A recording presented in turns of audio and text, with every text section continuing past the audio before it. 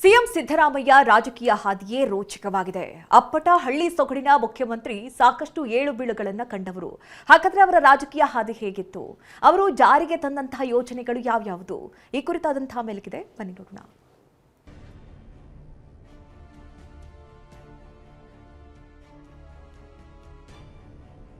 ಸಿದ್ದರಾಮಯ್ಯ ಕರ್ನಾಟಕ ರಾಜಕಾರಣದ ಇತಿಹಾಸದಲ್ಲಿ ಸಿದ್ದರಾಮಯ್ಯ ಅನ್ನೋ ಹೆಸರು ಕೇವಲ ಒಬ್ಬ ವ್ಯಕ್ತಿಯದ್ದಲ್ಲ, ಅದೊಂದು ದಣಿವರಿಯದ ಹೋರಾಟದ ದಿಕ್ಸೂಚಿ, ವಿಶಿಷ್ಟ ದಾಖಲೆಗಳ ಮಹಾಸಂಪುಟ. ಸಾಮಾನ್ಯ ರೈತ ಕುಟುಂಬದಿಂದ ಬಂದು ಯಾವುದೇ ಗಾಡ್ ಫಾದರ್ ಇಲ್ಲದೆ ಕೇವಲ ತನ್ನ ತಳಮಟ್ಟದ ಜನಬೆಂಬಲ ಮತ್ತು ಚಾಣಾಕ್ಷತನದಿಂದ ರಾಜ್ಯದ ಮುಖ್ಯಮಂತ್ರಿ ಗದ್ದುಗೆಯನ್ನ ಎರಡೆರಡು ಬಾರಿ ಏರಿದ ಚತುರ ಸಿದ್ದರಾಮಯ್ಯ. ಅವರ ರಾಜಕೀಯ ಜೀವನ ನಿಜಕ್ಕೂ ಒಂದು ರೋಚಕ ಚಿತ್ರಕಥೆ.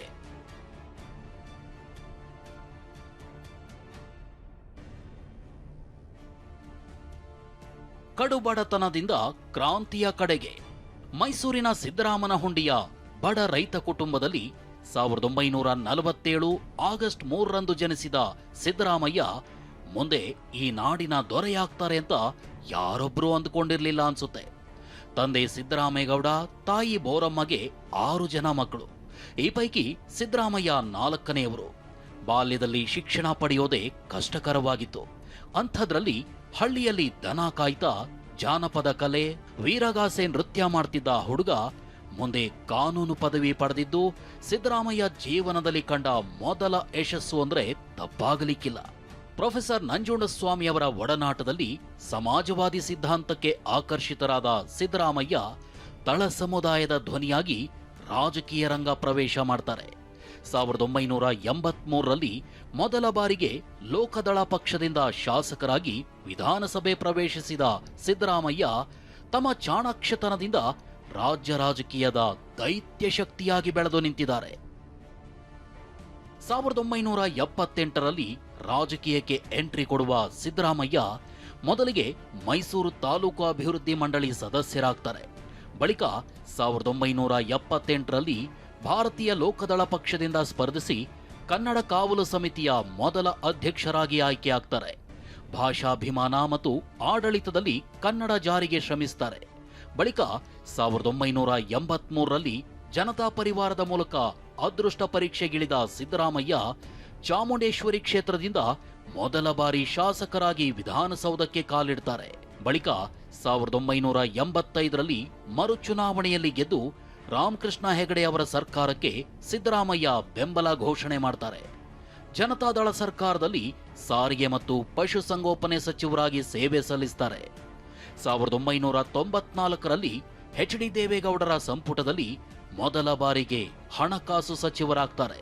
ಅಲ್ಲದೆ ಜೆ.ಎಚ್. ಪಟೇಲ್ ಸರ್ಕಾರದಲ್ಲಿ ಉಪಮುಖ್ಯಮಂತ್ರಿಯಾಗಿ ಮತ್ತು ಹಣಕಾಸು ಸಚಿವರಾಗಿ ಸೇವೆ ಸಲ್ಲಿಸ್ತಾರೆ.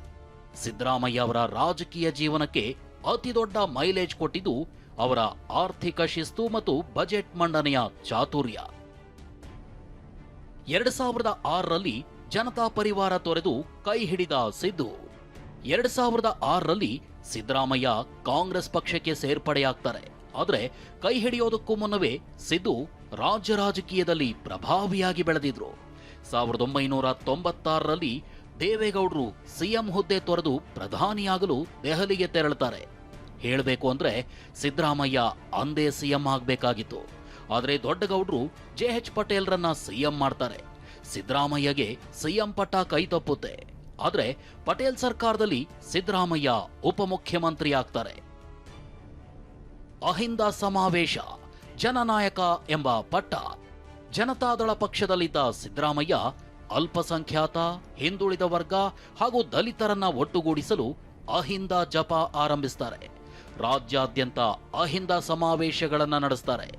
ಹುಬ್ಬಳ್ಳಿಯಲ್ಲಿ ನಡೆದ ಒಂದು ಸಮಾವೇಶ ಸಿದ್ದರಾಮಯ್ಯಗೆ ಜನನಾಯಕ ಅನ್ನೋ ಪಟ್ಟ ತಂದುಕೊಡುತ್ತೆ.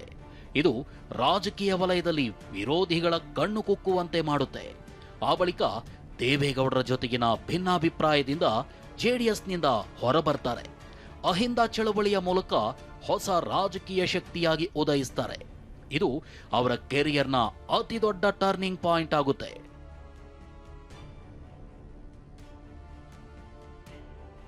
ಜೆಡಿಎಸ್ನಿಂದ ಹೊರಬಿದ್ದ ಸಿದ್ದು ಪ್ರಾದೇಶಿಕ ಪಕ್ಷ ಕಟ್ಟಲು ಮನಸ್ಸು ಮಾಡ್ತಾರೆ. ಆದರೆ ಜುಲೈ 22, 2006ರಂದು ಕಾಂಗ್ರೆಸ್ ಪಕ್ಷಕ್ಕೆ ಸೇರ್ಪಡೆಯಾಗ್ತಾರೆ. ಆದರೆ ಕಾಂಗ್ರೆಸ್ನಲ್ಲಿ ಸಿದ್ದರಾಮಯ್ಯ ಹಾದಿ ಹೂವಿನ ಹಾಸಿಗೆಯಾಗಿರಲಿಲ್ಲ.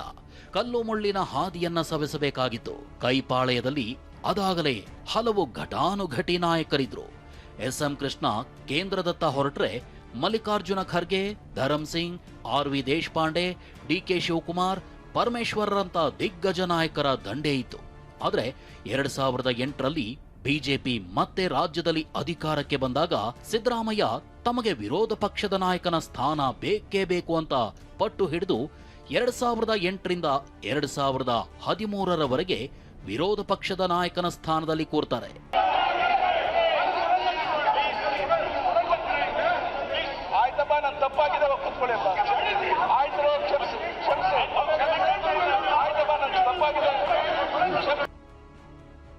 ಬಳ್ಳಾರಿ ಪಾದಯಾತ್ರೆ, ಸಿದ್ದರಾಮೋತ್ಸವ, ಒಲಿದು ಬಂತು ಸಿಎಂ ಪಟ್ಟ. ಹೀಗೆ ಸಿದ್ದರಾಮಯ್ಯ ವಿರೋಧ ಪಕ್ಷದ ನಾಯಕನಾಗಿದ್ದಾಗಲೇ 2010ರ ಜುಲೈನಲ್ಲಿ ನಡೆದ ಮುಂಗಾರು ಅಧಿವೇಶನದಲ್ಲಿ ದೊಡ್ಡ ಹೈಡ್ರಾಮಾವೇ ನಡೆದು ಹೋಗುತ್ತೆ.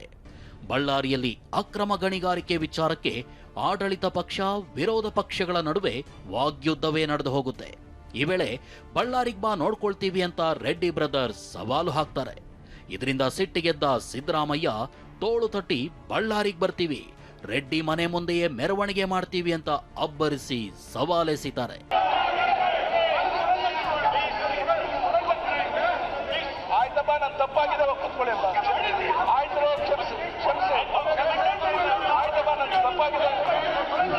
ಹೀಗೆ 2010ರ ಆಗಸ್ಟ್ನಲ್ಲಿ ಬೆಂಗಳೂರಿನಿಂದ ಬಳ್ಳಾರಿಗೆ 320 ಕಿಲೋಮೀಟರ್ ಪಾದಯಾತ್ರೆ ನಡೆಯುತ್ತೆ. ಮೈಚಳಿ ಬಿಟ್ಟು ಹಿರಿಕಿರಿ ನಾಯಕರೆಲ್ಲ ಬೀದಿಗಿಳಿದ್ರೆ ಸಾವಿರಾರು ಜನ ಪಾದಯಾತ್ರೆಗೆ ಸಾಥ್ ಕೊಡ್ತಾರೆ. ಬಿಜೆಪಿ ಸೋಲಿಗೆ ಮುನ್ನುಡಿ ಬರೀತಾರೆ.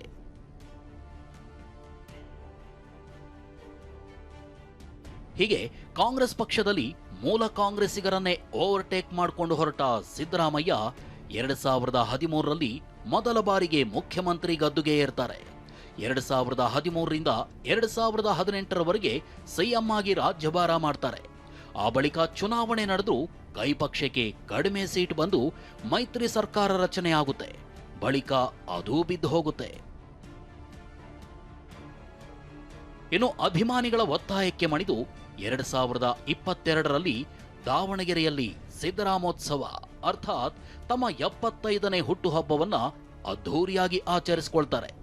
ಈ ಅದ್ಧೂರಿ ಅಭೂತಪೂರ್ವ ಸಮಾರಂಭ ಮುಂದಿನ ಮುಖ್ಯಮಂತ್ರಿ ಯಾರು ಅನ್ನೋದನ್ನ ಸಾರಿ ಹೇಳುವಂತಿತ್ತು. ಅದೇ ಜನಪ್ರಿಯತೆಯ ಅಲೆಯಲ್ಲಿ ತೇಲಿ ಬಂದ ಸಿದ್ದು 2023ರಲ್ಲಿ 2ನೇ ಬಾರಿಗೆ ಮುಖ್ಯಮಂತ್ರಿಯಾಗಿ ಅಧಿಕಾರ ಸ್ವೀಕರಿಸ್ತಾರೆ. 3 ವರ್ಷ ಆಡಳಿತ ನಡೆಸಿದ ಸಿದ್ದರಾಮಯ್ಯ ಇದೀಗ ಡಿ.ಕೆ. ಶಿವಕುಮಾರ್ಗೆ ತಮ್ಮ ಅಧಿಕಾರ ಹಸ್ತಾಂತರ ಮಾಡ್ತಿದ್ದಾರೆ.